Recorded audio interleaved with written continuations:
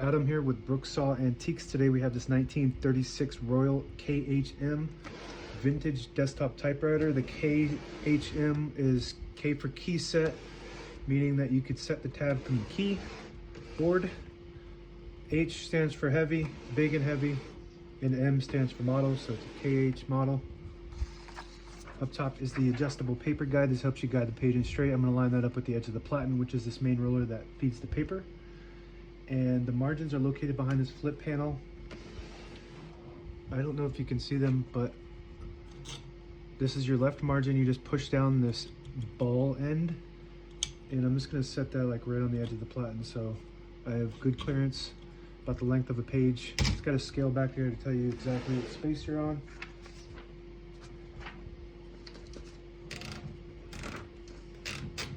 And this is the paper bale that sits on top and holds the page down. It's got two adjustable rollers and a scale.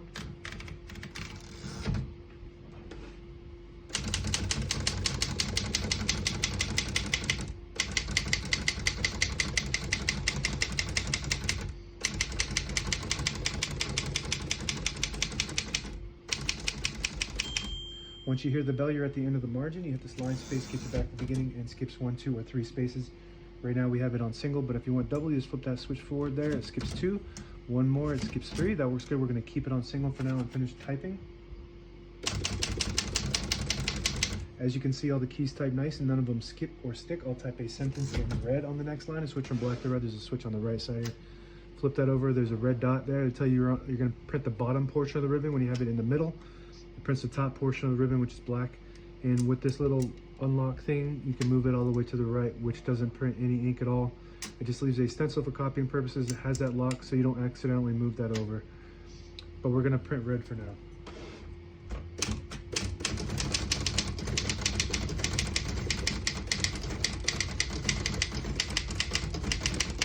Beautiful typing machine. Very, very powerful. It's about as big and heavy as it gets, besides maybe the Olympias later on, but those were huge. So this, for this era, very old, it's almost 100 years old, and it's still works really good, looks really good. To pull the page out easy, there's a switch on the right side here. You flip it forward and it unlocks the rollers, allowing you to pull the page out easy or load thicker paper like carbon copy or cardstock. Make sure you flip that back before you load the next page, or else it won't load correctly. We got a shift on each side and a shift lock on the left. To clear that, just hit the shift button again. Backspace on the top left of the keyboard works good. Tab key, this is why it's called a, that's why it's got the key in the name, which is actually, I think, referring to the set. So right now we don't have any tabs set, so it just goes all the way to the end, and I always like to keep one somewhere in the middle, so I'll set one right here by hitting that tab stop set button. And now when you hit the tab button, it stops at that spot. To clear it, you just go up here, there's a lever that just clears it right here, and that's how you clear it on this. But I'm going to keep one set right there anyway, so the next time we hit that tab button, it doesn't go all the way to the end. And we're going to set that color back in the middle to print the top portion of the ribbon. And these spool covers will just flip up like this, and all the brand new ribbons on the right side, so it's pulling to the left. And if you want to switch that direction, there's a little switch right here. You flip it. Actually, this switch here, if you flip that to the right, it will switch the direction to the right, and it'll pull counterclockwise to the right.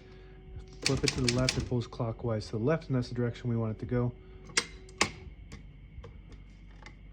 And what else do we have on the keyboard? The margin release. When you get to the end of the margin, there's a mechanism that blocks you from printing. Hit that margin release, and it will allow you to go all the way to the end. Underneath here is the touch control, this little wheel here. So the more you move it to the right, tightens it, left loosens it, and that just creates tension when you hit the keys. And there's an indicator on the right side, so right now we're on 4, so it's pretty touchy.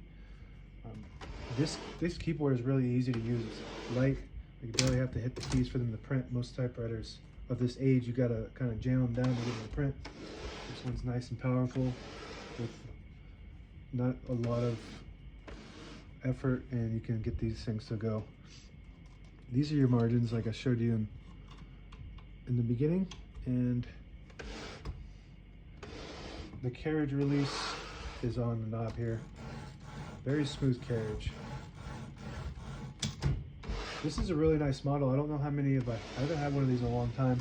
The KHMs, they're different than the KMMs. The KMMs are a little newer.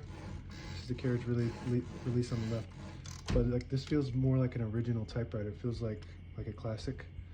If you push in this little button here, you get it disables the spacing so you can get to an exact spot on the page. You let it go, you get the clicks. Each one of those clicks is one space. Same concept with this lever. You flip that forward and it disables the spacing. Flip it back and you get the clicks. And that's it. Now available on eBay or Etsy. Search Brooksaw Antiques.